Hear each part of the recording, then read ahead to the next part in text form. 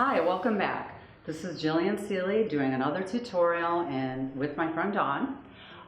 Today I'm going to talk about touching up your color at home, which I don't advise, but I know sometimes in desperation I'll do it myself on my own hair, which I'm never going to cover it as well as someone else can. But sometimes with the grays pointing out, it drives me nuts, and I know it drives you guys nuts too. But if your hair is brown, your hair is black, your hair is red, there's some gray showing and you're gonna go somewhere and you don't have time, you have to run to the drugstore to buy something, try to find a color that matches best to your color. That's why I do always recommend the color touch-up spray. Stop at the beauty supply store. The first #1 thing that you need to buy is a brush. Never use the applicator that they give you. I just don't like them. I don't like them in a tube, it's messy, or the little weird brushes. I know other people have said to use a toothbrush. Use this type of brush. It's gonna get the closest, and the best way to start doing your hair at home is to be very clean. Put on an old shirt. I like to use the color in a bowl, not in the applicator it comes in. So if it comes in an applicator, it's going to say step 1, step 2. It's going to teach you how to mix it up. Just this is a Tupperware. This is a glass bowl. Don't use anything metal because you don't want to mix up the chemicals. So something plastic or glass is your best bet. As directed, put in the color, mix it. And my paintbrush. So think of painting your hair, paint by numbers.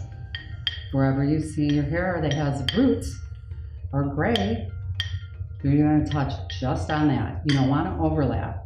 That's where people make a lot of mistakes. They overlap, they pull it through. No. Don't wash your hair for a day before you do the color because your scalp's going to be more sensitive. So if you wash your hair the day before, you're going to color it, that's great. Don't wash it that morning. You're brushing through your hair and it can actually hurt or irritate your scalp and make it sensitive. Take your hair down. I always like the section around the hairline the most because that is where you're going to see your roots the most. Applying right around the hairline. And don't be afraid to put a lot on around the hairline.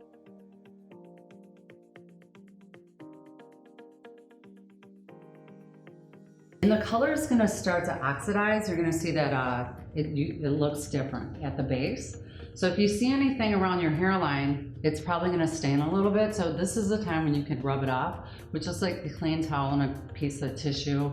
Anywhere that you see there could be a stain on the skin. But sometimes I don't mind if there's some stains around my hairline because I know it's going to grab. And if you have one little piece that you didn't touch up, it's going to drive you nuts. So I'd rather have a stain and take a towel with a little bit of soap. I have used one better. And it will come off the stain. And as directed, whatever the direction says, if it says 25, 45 minutes, don't go over the time. Stick with what the directions say. If you go and leave it on too long, it could grab and it could go darker and that could alter the way the color is really supposed to be and the color on the box.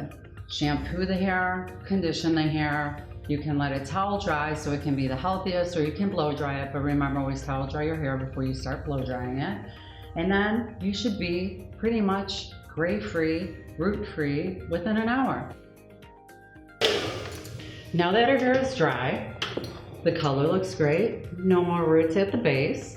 And remember, if you want your color to last the most and get the shiniest, wait 72 hours without washing it. I know a lot of people want to wash their hair every day, every other day, which would be great. Try not to do it within 24 hours because you'll really get the best result.